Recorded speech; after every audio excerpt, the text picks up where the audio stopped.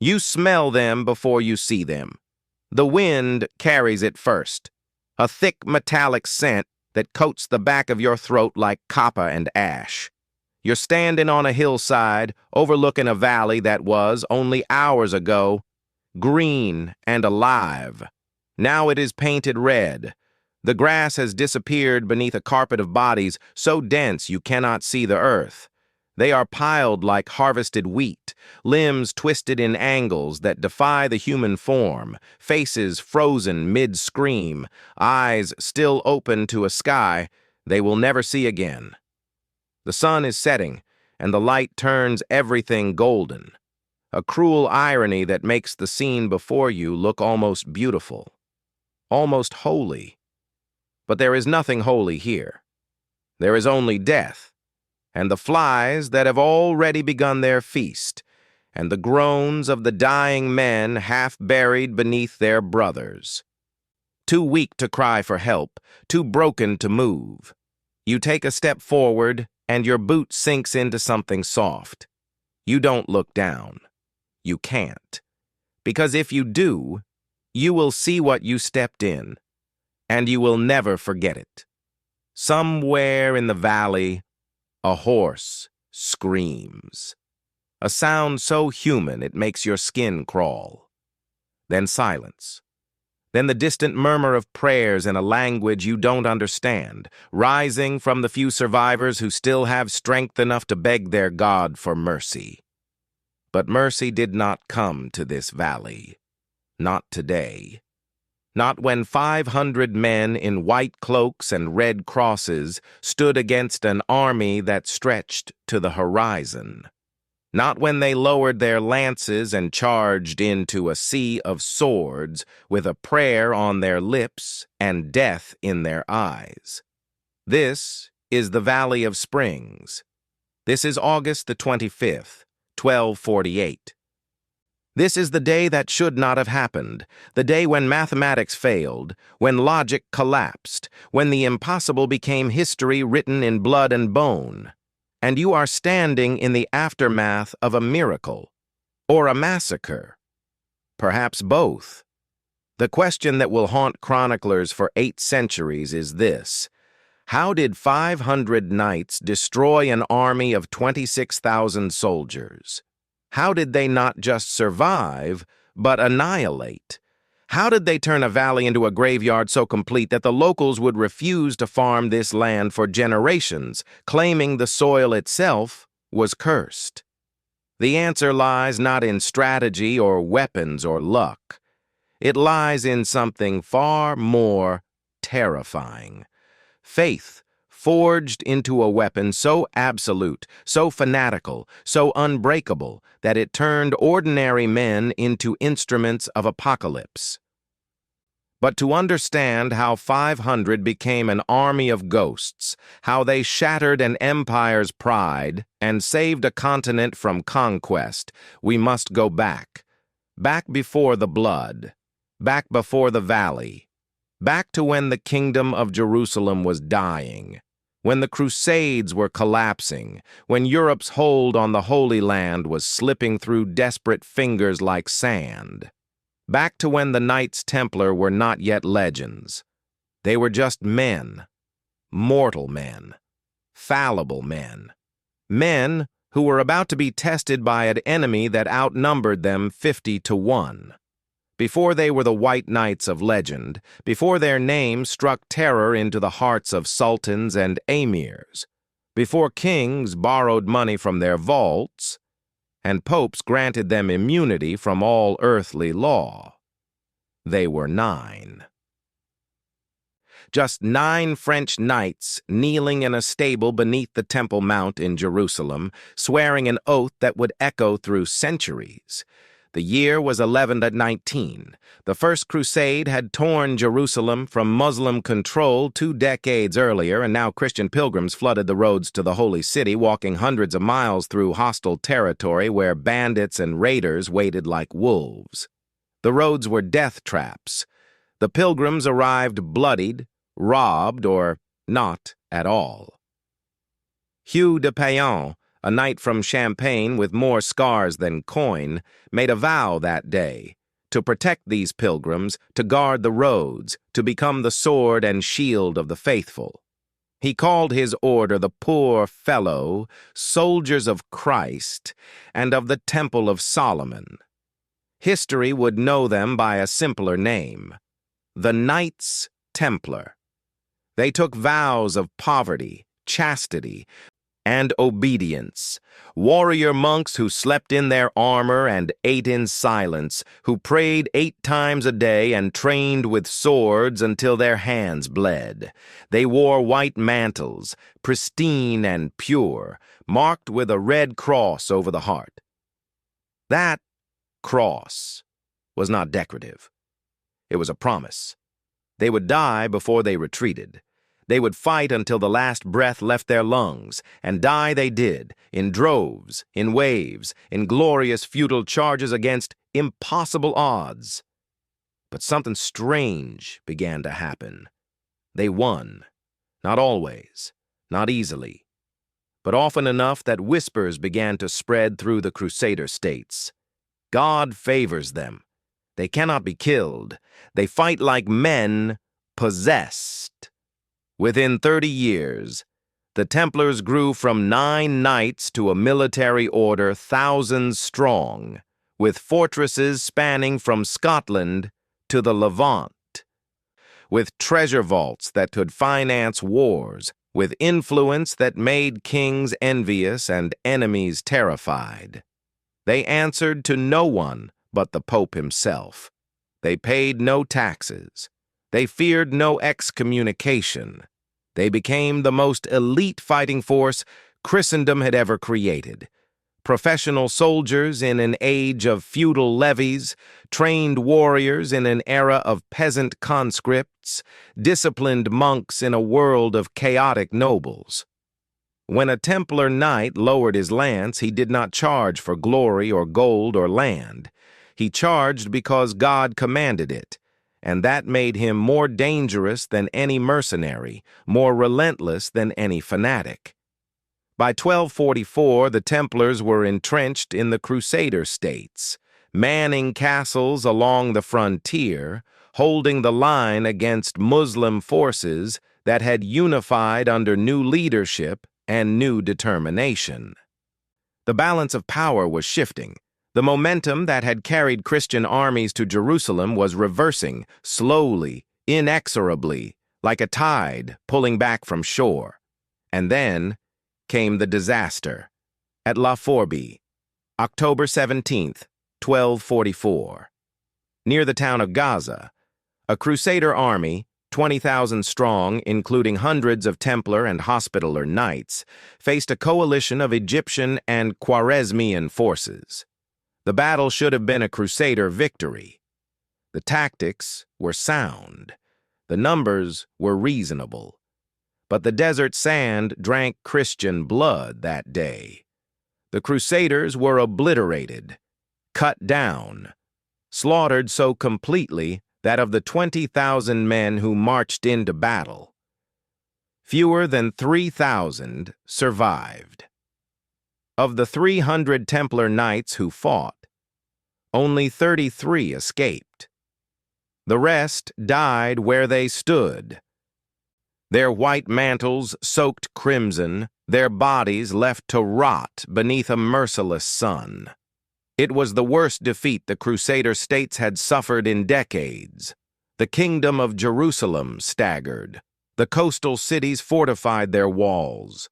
The faithful prayed for deliverance that seemed increasingly unlikely to arrive. Because the Muslims were no longer divided warlords squabbling over territory, they were uniting, organizing, preparing for a final push to drive the Christians into the sea, and leading them was a man whose name would become synonymous with Islamic resurgence, Baibars. Not yet Sultan, that crown would come later, but already a legend.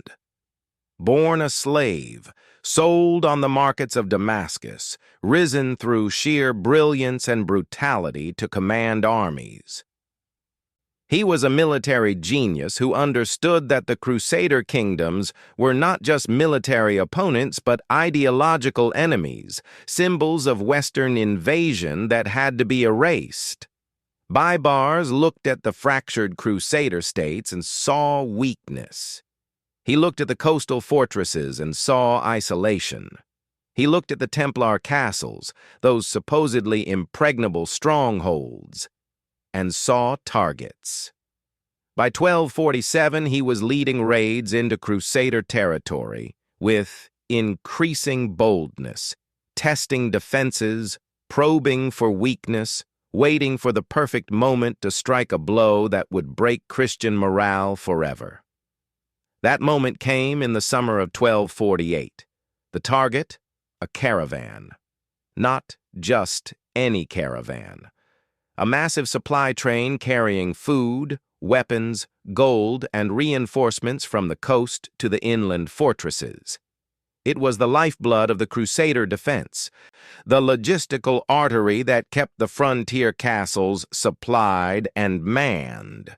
Without it, the strongholds would wither, the garrisons would starve, the defensive line would collapse. Baibars knew this, and he assembled an army to intercept it.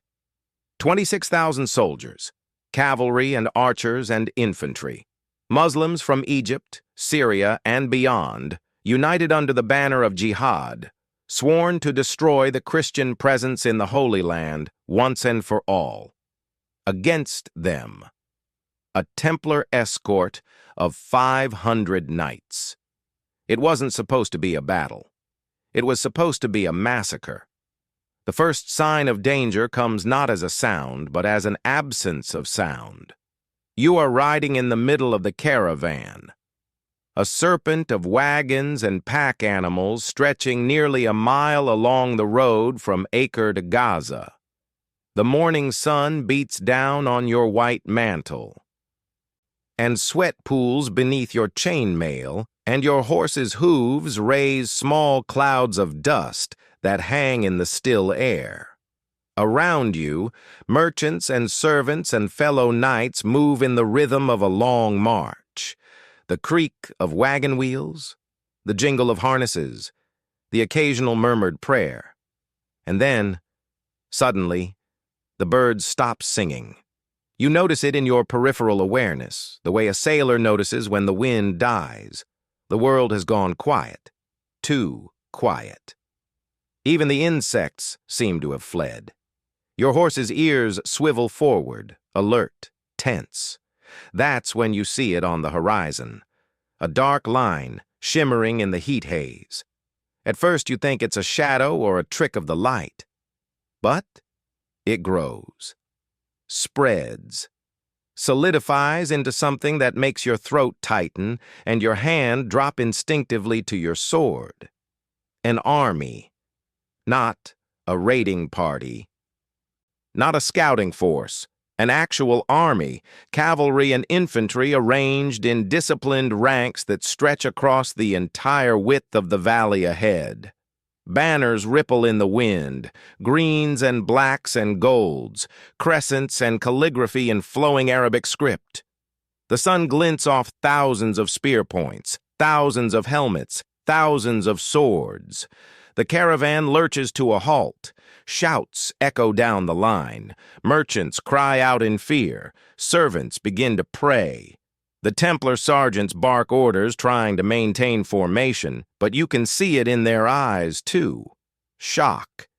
This is not an ambush. This is an execution.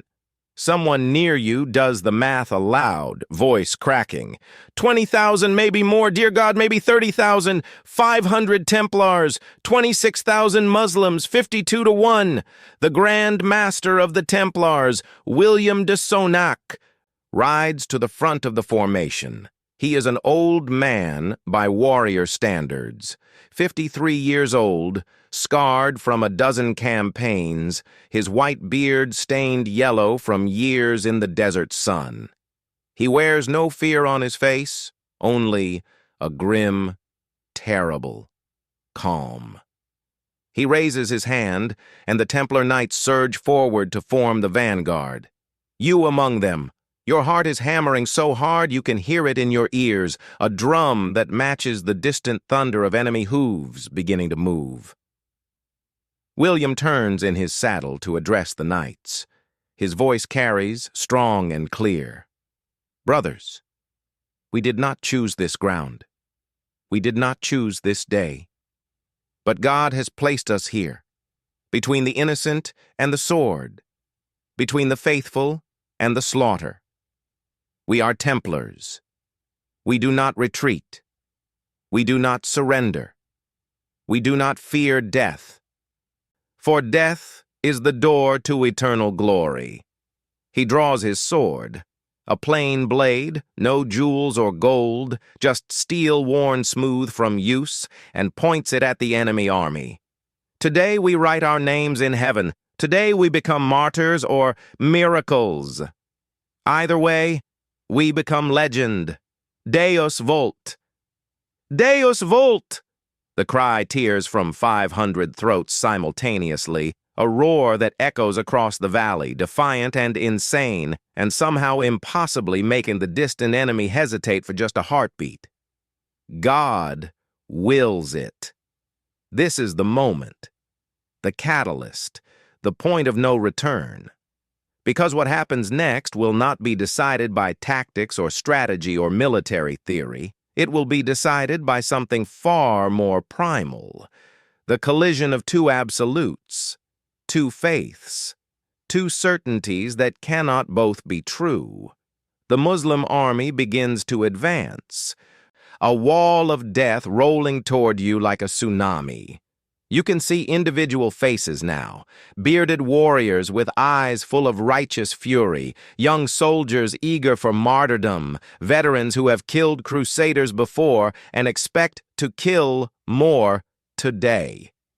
They outnumber you so completely that even if every Templar killed 50 men, there would still be Muslims standing. The math is simple. The outcome is inevitable.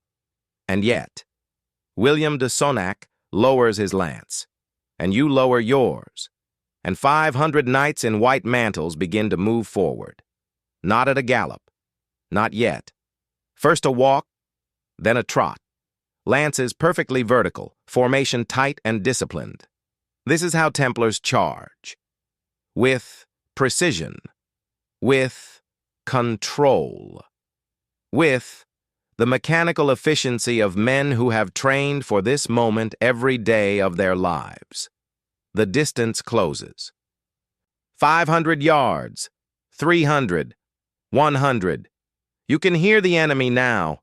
War cries in Arabic, the pounding of drums, the whistle of arrows beginning to arc through the air toward you. One strikes your shield. Another glances off your helmet with a ting that reverberates through your skull. 50 yards.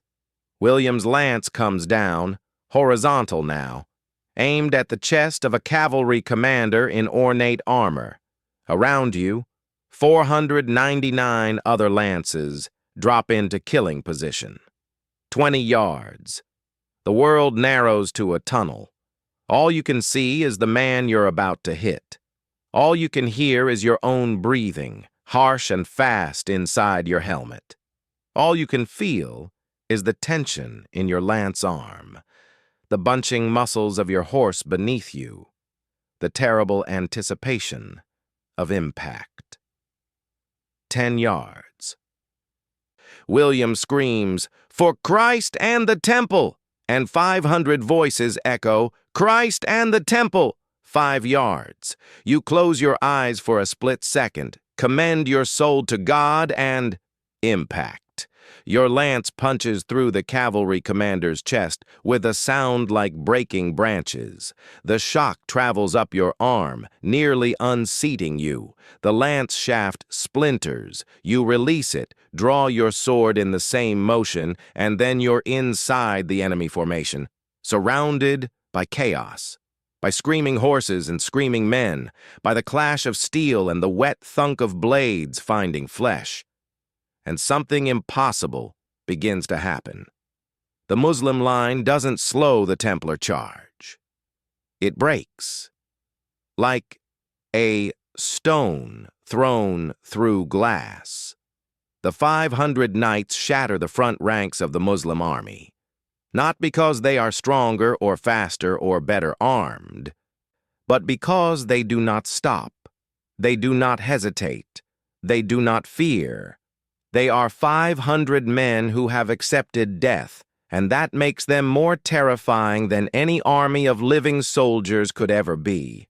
You swing your sword in a wide arc, feel it bite into someone's shoulder, see blood spray in a crimson arc that catches the sunlight. A spear thrust comes at your ribs. You deflect it with your shield, kick your horse forward, bring your blade down on the spearman's helmet with enough force to cave in the metal. He drops. You don't see if he's dead because you're already engaging the next threat and the next and the next. Around you, your brother Templars are doing the same. Not fighting as individuals, but as a unit, covering each other's flanks. Moving in coordinated violence that has been drilled into muscle memory through 10,000 hours of training. When one knight falls, and they are falling, white mantles drag down beneath Muslim blades. Two more surge forward to fill the gap. The Muslim cavalry tries to encircle you. Riders wheel around the Templar formation, shooting arrows, throwing javelins, looking for an opening. But the Templars keep moving, keep pushing forward, a wedge of steel and faith, driving deeper into the enemy army with each passing second. And then something shifts in the air. A change in pressure, in momentum, in the fundamental physics of the battle. The Muslim forces begin to waver. Not a rout, not yet. But you can feel it. A hesitation, a flicker of doubt rippling through their ranks. Because this is not how this battle was supposed to go. They were supposed to overwhelm you instantly, bury you beneath sheer numbers, trample your corpses into the sand. Instead, they're dying, fast, in quantities that don't make mathematical sense. For every Templar that falls, 20 Muslims lie dead or dying. The valley floor is becoming slick with blood. Horses stumble over corpses. The air is thick with the copper smell of slaughter and the acrid smoke of dust churned up by thousands of hooves. You don't know how long you've been fighting. Minutes? Hours? Time has become meaningless, compressed into an eternal present of thrust, parry, cut, block, kill. Your sword arm is burning. Your shield is cracked. Your horse is bleeding from a dozen minor wounds but still fights with you, biting and kicking at enemy soldiers who get too close. And through the chaos, through the blood haze and exhaustion, you realize something that should be impossible. You're winning. The Valley of Springs becomes a furnace. The afternoon sun beats down with merciless intensity, turning the air into something thick and suffocating that burns your lungs with each breath. Inside your armor, you're cooking alive. Sweat pours down your face, stings your eyes, soaks through the padding beneath your chainmail until your entire body feels like it's wrapped in hot, wet cloth. But you cannot stop. You cannot rest. Because the Muslim army, despite its losses, is still trying to kill you. The initial shock of the Templar charge has worn off. Baibars, somewhere in the command position beyond the immediate fighting, has rallied his forces. Fresh cavalry units swing wide around the flanks. Archers take up positions on elevated ground and begin raining arrows down in systematic volleys. Infantry blocks form into defensive squares, creating killing zones designed to bog down the Templar momentum. This is no longer a battle. It's a grinding war of attrition, and attrition favors the army with 26,000 soldiers. You see it happening around you in grim arithmetic. Brother Thibaut takes an arrow through the throat, topples from his saddle without a sound. Brother Jeffrey's horse is killed beneath him. He fights on foot for 30 seconds before 5 Muslim swordsmen cut him down from all sides. Brother Richard, who trained you when you first joined the order, catches a spear in the face that punches through his visor and out the back of his helmet. One by one, the white-mantled knights are being extinguished like candles in a storm. But they do not break. They do not flee. Because Templars have one rule that overrides all others, encoded into their rule of the order, punishable by expulsion if violated. Non licet templario fugere. It is not permitted for a Templar to flee. So they don't. Even when wounded, even when bleeding, even when their armor is cracked and their weapons are broken, they fight. You see Brother Michel with his left arm hanging useless, fighting one-handed, roaring prayers through gritted teeth. You see Brother Jean unhorsed and surrounded, using his broken lance shaft as a club, taking 3 Muslims with him before they finally bring him down. This is not courage. Courage implies a choice. This is something beyond courage. This is programming.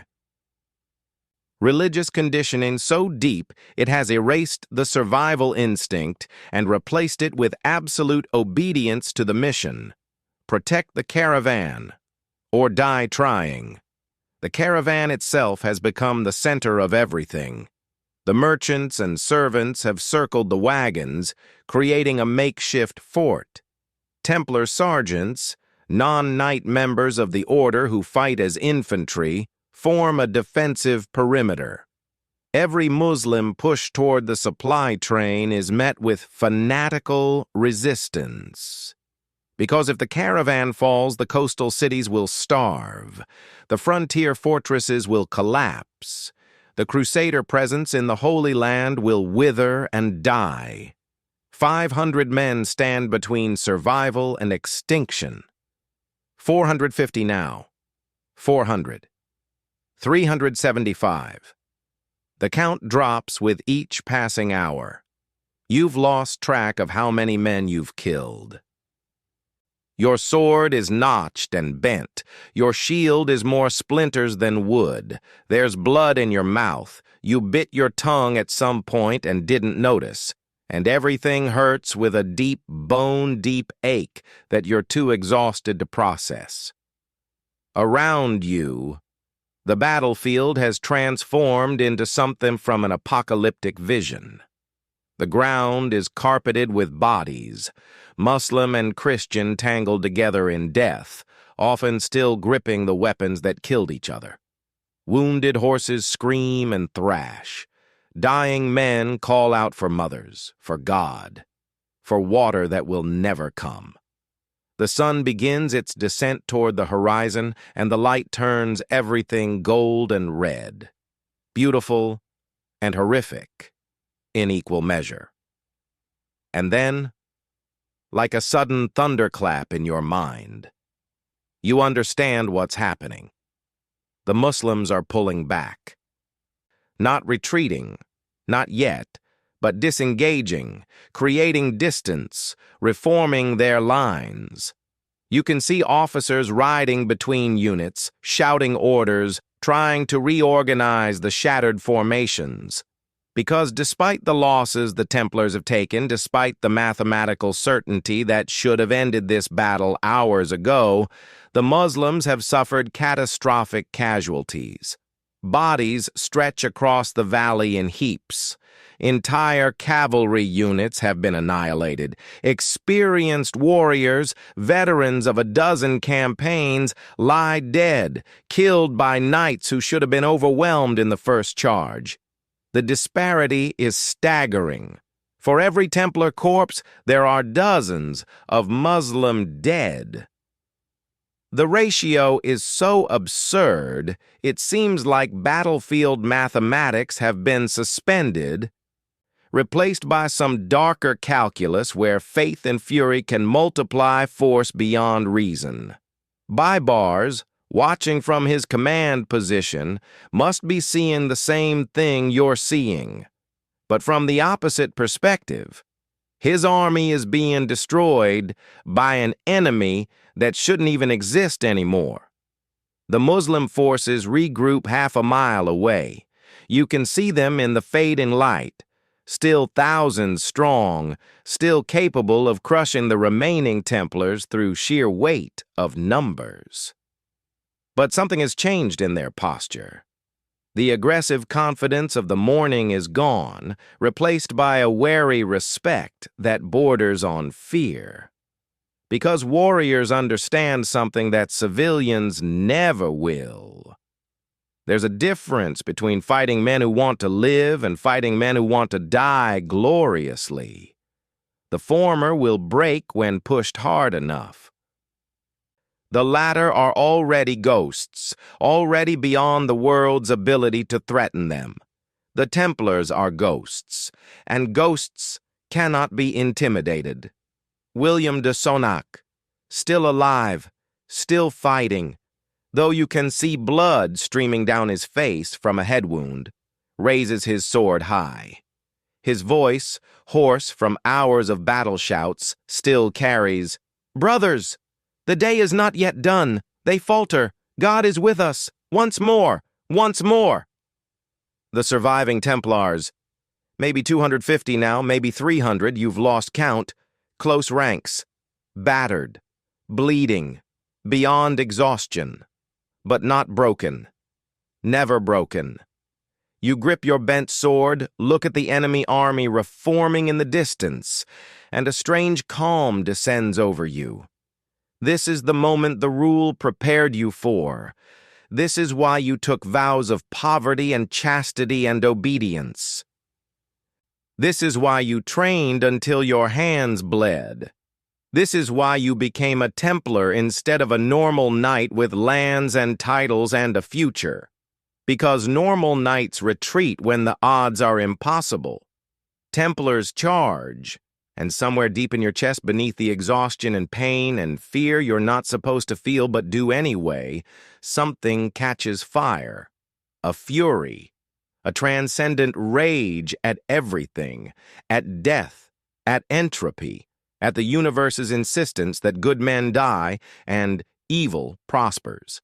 At the injustice of a world where 500 faithful warriors are expected to fail.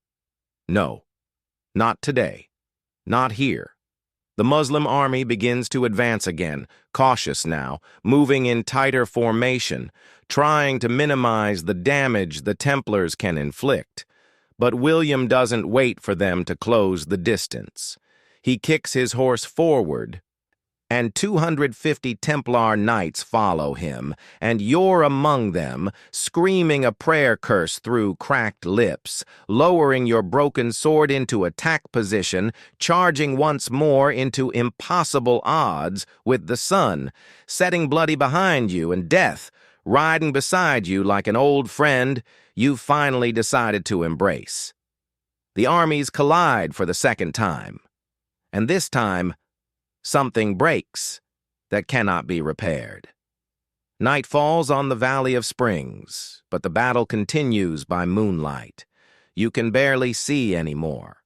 The darkness is absolute, except for scattered fires, some from the caravan, some from burning equipment, some from the dry grass ignited by drop torches.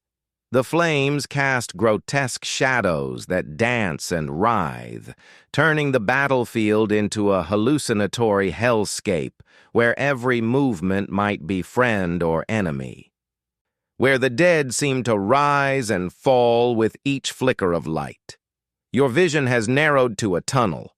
Blood loss, exhaustion, dehydration, all of it combining to create a fugue state where you're operating purely on instinct and muscle memory. You don't remember dismounting, but you're on foot now, your horse dead somewhere behind you. You don't remember losing your helmet, but the night air is cold on your face, You don't remember when your sword broke completely, but you're fighting with a mace you must have picked up from a corpse.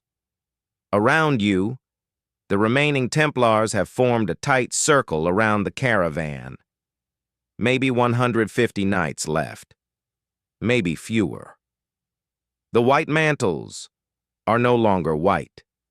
They're brown, with dirt, and red with blood, your own and others. Impossible to distinguish in the darkness. The Muslim attacks come in waves now, probing strikes rather than all-out assaults, testing for weakness, looking for an opening to overwhelm the defensive perimeter. But every attack meets the same response: disciplined, mechanical violence. The Templars don't berserk. They don't panic. They simply kill anyone who comes within reach, then return to defensive positions, then brace for the next wave. It's not human anymore. It's something else.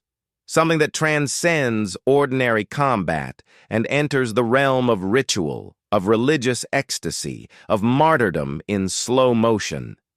You can feel yourself slipping away, not dying, not yet, but detaching from your body, observing the battle from some distant perspective, where pain and fear have become abstract concepts that no longer apply to you. Brother Martin is beside you. Or what's left of Brother Martin. He's missing his right ear and 3 fingers on his left hand, and there's a deep gash across his chest that should have killed him an hour ago. But he's still fighting, still chanting prayers between sword swings, still moving with the precise economy of motion that the order drilled into every recruit. "They can't win," he says suddenly, voice dreamy and distant. "Do you see it? They can't win. God won't let them win." You don't answer. Can't answer. Your throat is too dry, your tongue too swollen. But you understand what he means. Because something impossible is happening in this valley, something that defies military logic and tactical sense and mathematical probability. The Muslims should have won hours ago. They still vastly outnumber the remaining Templars. They have fresh troops, supplies, reserves. But they're not winning. They're dying. Still dying in numbers that make no sense, against an enemy that should have been annihilated before noon. You can see it in their attacks now. Hesitation. Fear. The movements of soldiers who are starting to believe that maybe, just maybe, they're not fighting ordinary men. Maybe they're fighting something blessed, or cursed, or somehow both. The medieval mind doesn't have concepts like psychological warfare or morale collapse. But it understands miracles. It understands divine intervention. It understands that sometimes God places his hand on the scale and makes the impossible real. And tonight, in this valley, that's the only explanation that makes sense to either side. The moon rises higher, full and bright, turning the battlefield silver. In its light, you can finally see the true scope of the carnage. Bodies everywhere, thousands of them. A carpet of death that stretches across the entire valley floor, piled so deep in places that the wounded can't escape from beneath their dead comrades. The smell is indescribable. Blood and shit and death and smoke and terror, all of it mixing into a miasma that coats your sinuses and makes you want to vomit, except there's nothing left in your stomach to expel. This is what victory looks like. You realize with a kind of numb horror. Not glorious, not clean, just carnage on a scale that will haunt everyone who survives it for the rest of their lives. Another wave of Muslim soldiers surges forward. You raise your mace, step into the attack, bring the weapon down on someone's skull with a wet crunch. He falls. Another takes his place. You swing again. And again. And again. Mechanical. Rhythmic. Unstoppable. Time loses meaning. You might be fighting for minutes or hours. The moon tracks across the sky, but you don't notice. Attack. Defend. Kill. Repeat. Attack. Defend. Kill. Repeat. At some point, you realize Brother Martin is no longer beside you. You glance down and see him lying at your feet, eyes open, a peaceful expression on his face despite the spear through his heart. You step over his body and keep fighting. Because that's what Templars do. They fight until they die, and if they survive, they keep fighting anyway. Dawn approaches. The eastern horizon begins to lighten, turning from black to deep blue to pale gray. With the growing light, you can see the Muslim army reforming in the distance, preparing for what must be the final assault. They still outnumber you. Maybe 10,000 to 100, maybe more. But their formation is different now. Looser, more defensive. The aggressive confidence of yesterday morning is gone, replaced by something you never expected to see in the eyes of soldiers preparing to attack. Doubt. And that's when you hear it. A sound from behind the Templar lines. Faint at first, then growing louder. The rattle of armor, the thunder of hooves, the blast of war horns. You turn, squinting into the rising sun, and see something that makes your exhausted mind struggle to process the information. Reinforcements. Not from the caravan, from the coast. Hundreds of knights, Hospitaller, Teutonic, secular crusaders. Riding hard toward the battle, drawn by reports of the impossible fight in the Valley of Springs. They're too late to change the outcome, you realize. The battle was already won. Won by 200 broken men who refused to die when they were supposed to. But they're just in time to witness the end. William de Sonac, still alive somehow, still standing, raises his sword toward the Muslim army one final time. His voice is a rasp, barely audible. Once more, brothers. One last time. Let them see what faith can do. The remaining Templars, maybe 100 now, maybe fewer, all wounded, all beyond the limits of human endurance, form up for a final charge. You grip your mace, your vision swims, your legs barely hold you upright, but you step forward anyway, because you're a Templar, and Templars don't retreat. The Muslim army sees the charge beginning, sees 100 broken, bleeding men preparing to attack 10,000 soldiers. And they don't advance to meet it. They withdraw. Not a rout, an organized retreat. Officers shouting orders, cavalry units covering the infantry's withdrawal, the entire massive army pulling back and away from the valley, abandoning the field to a force 0.1% their size. Because they've seen enough. They understand now what they're fighting. Not men. Not ordinary warriors. Something else. Something they don't have a name for, but will spend the rest of their lives trying to forget. The Templars, watch them go. No one cheers. No one celebrates. They simply stand in the growing dawn light, surrounded by mountains of corpses, and watch the enemy disappear over the horizon. Victory. The word feels hollow. Wrong. Because victory is supposed to be triumphant and glorious, not this. This exhausted, numb horror. The reinforcements arrive and stop at the edge of the battlefield, stunned into silence by the scene before them. Thousands dead. The valley floor slick with blood, and 100 Templar knights still standing, white mantle long since stained beyond recognition, faces blank with shock and trauma, and something that might be faith or might be madness or might be both. One of the Hospitaller commanders rides forward, looks at William de Sonac, and asks the question that will echo through chronicles and legends for 8 centuries. How? William doesn't answer immediately.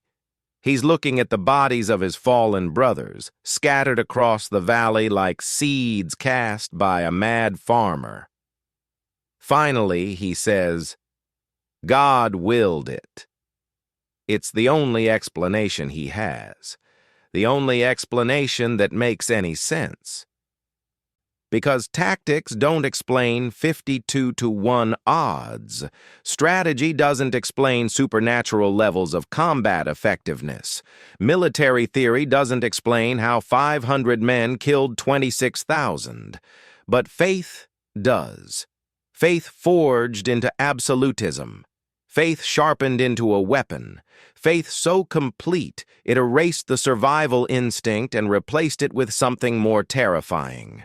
The willingness to die and the competence to make that death mean something. The battle is over.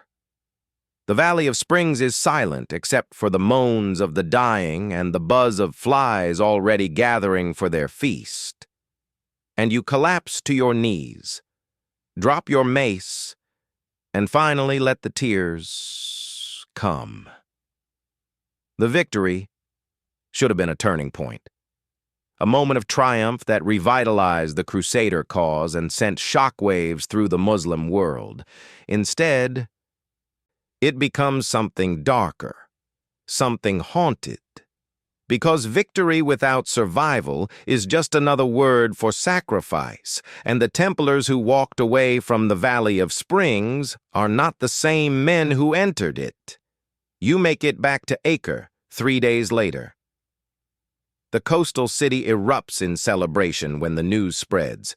500 against 26,000, and somehow the Christians survived. Somehow the caravan got through. Somehow God performed a miracle.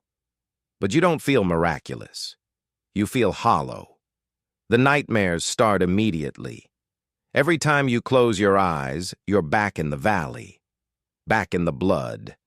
Back in the endless loop of attack, defend, kill, repeat that went on for 18 hours without pause. You see the faces of the men you killed. You see Brother Martin's peaceful death expression. You see the carpet of bodies so dense you couldn't walk without stepping on the dead, and you can't talk about it, can't explain it. Because how do you describe that kind of horror to people who weren't there? How do you make them understand that victory can feel exactly like damnation? The other survivors are experiencing the same thing. You see it in their eyes during prayers, that 1,000-yard stare, that inability to focus on the present, because part of them is still trapped in the valley. Brother Jeffrey starts having violent outbursts, attacking fellow Templars during training because he can't distinguish sparring from real combat anymore. Brother Raymond stops eating, stops sleeping, just sits in his cell staring at the wall until he dies of starvation 3 weeks later, without ever explaining why. This is the price of impossible victory, the toll that faith as weapon extracts from the wielder. William de Sonac tries to hold the survivors together, organizes prayer sessions, arranges for confession, reminds everyone that they served God's will, that their brothers died martyrs, that their sacrifice saved the Crusader cause. But even he is changed. The wound on his head from the battle never properly heals. It becomes infected, weeps constantly, gives him blinding headaches that leave him incapacitated for days. He starts making strange decisions, obsessing over minor details, seeing betrayal and conspiracy in innocent actions. The trauma has fractured something in him, in all of them. And then, just when it seems like maybe, possibly the survivors might recover, history delivers another blow. 2 years after the Valley of Springs, King Louis IX of France launches the Seventh Crusade, landing in Egypt with plans to strike at the heart of Muslim power. The Templars, of course, are part of the expedition. William de Sonnac, despite his deteriorating health, insists on joining. The campaign is a disaster from the start. The Crusaders take the port city of Damietta, but then stall, giving the Egyptian forces time to regroup. Louis pushes inland anyway, desperate for a victory that will justify the massive expense of the crusade. At the town of Al-Mansura, the Crusader army walks into a trap, February 8, 1250. The Templars, including William and many of the Valley of Springs survivors, lead a charge across a river and into the town. For a brief moment, it looks like another impossible victory. The Christians are actually pushing through the narrow streets, actually overwhelming the defenders. And then, the trap springs shut. Muslim forces pour into the town from hidden positions. The streets become killing zones. The Templars are surrounded, cut off from the main army, fighting house to house against impossible odds. It's the Valley of Springs all over again. Except this time, there's no open ground to maneuver. No room to charge. Just brutal, claustrophobic urban combat in quarters so tight you can't swing a sword properly. William de Sonnac dies there, killed defending a bridge, holding the line so other Templars can retreat.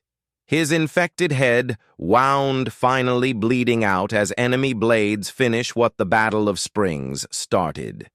He dies as he lived, refusing to retreat, refusing to surrender, fighting until the very end. And you, if you survived the valley and made it to Al-Mansura, probably die there too, because the Templars lose 300 knights in that single day.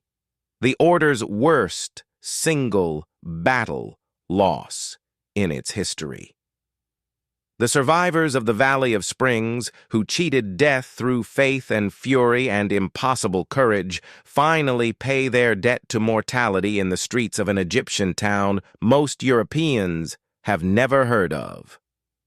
The Seventh Crusade collapses completely. King Louis is captured. The Egyptian forces dictate humiliating peace terms. The Crusader presence in the Holy Land enters terminal decline. And the Valley of Springs, that impossible victory, becomes just another bloody footnote in the slow-motion collapse of a dying kingdom. Here is where history performs its cruelest trick. It forgets, not immediately. For decades after the battle, the Valley of Springs is remembered in Crusader chronicles, described in letters, whispered about in Templar commanderies across Europe. 500 against 26,000. The odds are too perfect, too symbolic, too mythologically satisfying for medieval minds to resist. But over time, the details blur.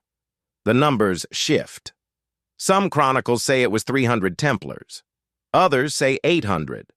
The enemy army grows from 20,000 to 30,000 to 50,000 in retellings, each narrator inflating the odds to make the victory even more impossible, even more miraculous. And then the Templars themselves are destroyed. Friday, October 13th.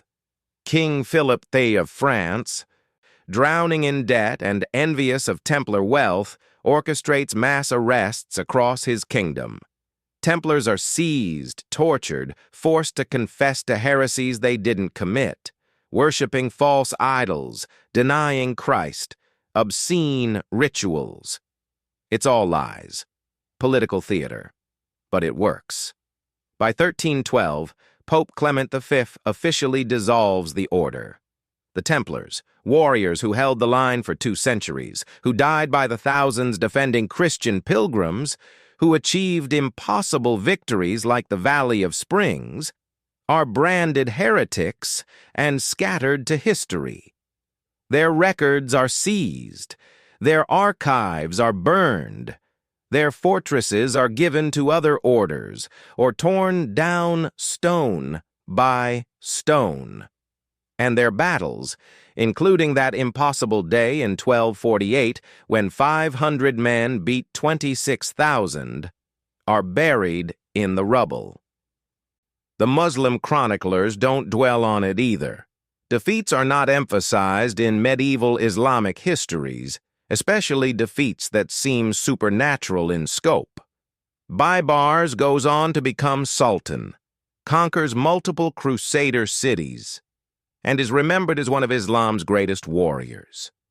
The disaster in the Valley of Springs becomes an inconvenient anomaly, quietly omitted from official accounts. By the Renaissance, the battle is almost forgotten. European historians, focused on later crusades and eventual Muslim victories, skip over the Valley of Springs as an insignificant skirmish. The incredible casualty ratio, 26,000 Muslim dead to approximately 350 Templar dead, strains credulity so much that later scholars assume the numbers must be exaggerated propaganda. But archaeological evidence suggests otherwise. In the early 20th century, excavations in the region now identified as the Valley of Springs uncover something disturbing. Mass graves containing thousands of bodies, many showing wounds consistent with lance and sword strikes buried hurriedly in the months following August 1248. The local population has always avoided farming certain parts of the valley, claiming the soil is cursed. Now we know why. The ground is saturated with the dead. Chemical analysis of the soil reveals elevated levels of iron oxide, rust from thousands of corroding weapons, and organic compounds consistent with mass decomposition. The battle happened. The numbers, while possibly exaggerated, were approximately accurate. 500 really did face 26,000, and somehow, impossibly, the 500 won.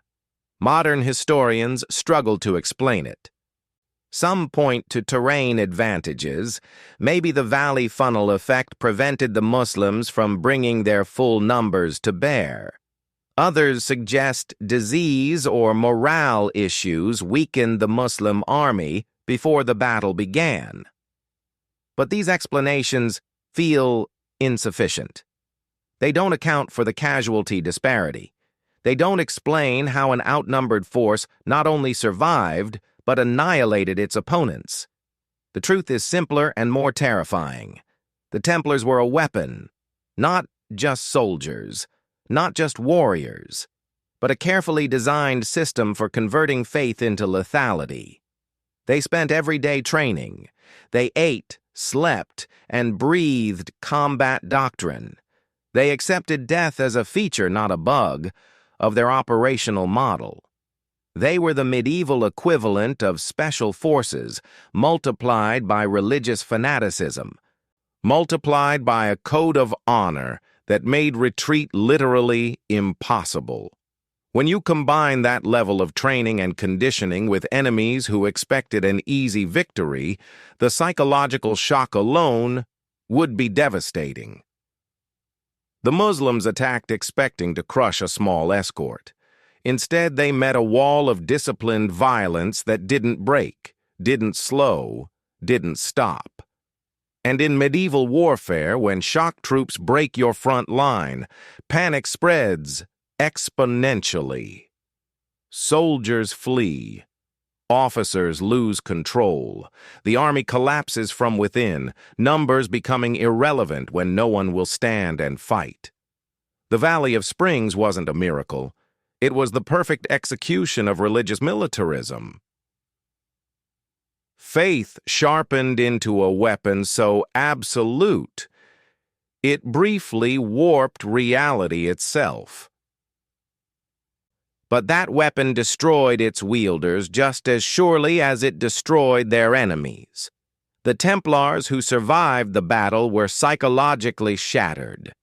Many died within years, either in subsequent battles or from the trauma-induced behaviors that made long-term survival impossible. The order itself never recovered from the cumulative losses. The Valley of Springs, Al-Mansura, and dozens of other battles bled the Templars white. By the time Philip IV moved against them, there were barely enough knights left to mount a meaningful resistance.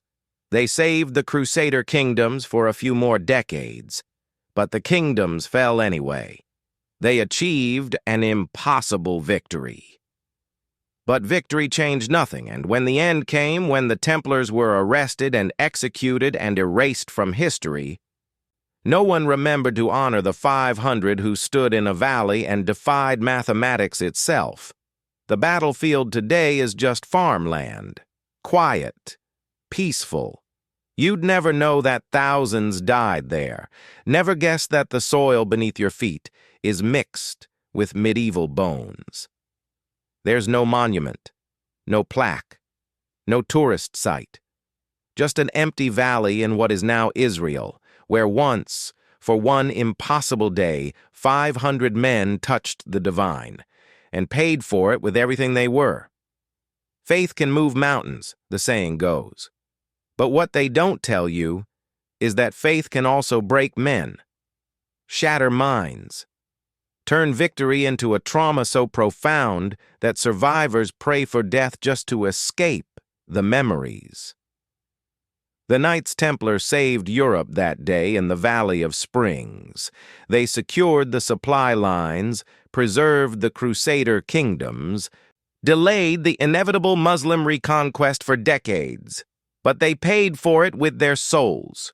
Because that's what happens when you forge faith into a weapon. It cuts both ways. It kills your enemies, but it also kills you. Slowly, invisibly, in ways that don't show up until years later when you wake screaming from nightmares you can't escape. The 500 knights who rode into that valley knew they were probably going to die. What they didn't know is that dying might have been the easier fate. The survivors had to live with what they'd done, what they'd become, what God had asked of them, and what they'd willingly given. That's the secret history erases. War's real cost isn't measured in bodies but in minds. And the greatest victories sometimes exact the highest price. The Valley of Springs was a miracle, or a massacre, or both. And the men who made it possible were heroes, or monsters, or both. Perhaps that's the lesson buried in the blood-soaked soil of that valley. That the line between salvation and damnation, between holy warrior and traumatized killer, between martyr and victim is far thinner than we'd like to believe. The Templars crossed that line. They saved Christendom. And they were destroyed for it, not just by the French king's greed, but by the weight of what they'd been forced to become. But if you think the Valley of Springs is the most haunting battlefield secret the Crusades hold, you haven't heard what they found beneath the Temple Mount when the Templars first established their headquarters. What they discovered in those ancient tunnels. What they swore blood oaths never to reveal. Because some truths are buried for a reason. And some graves should never be opened. That story, that's for next time. If you dare to hear it,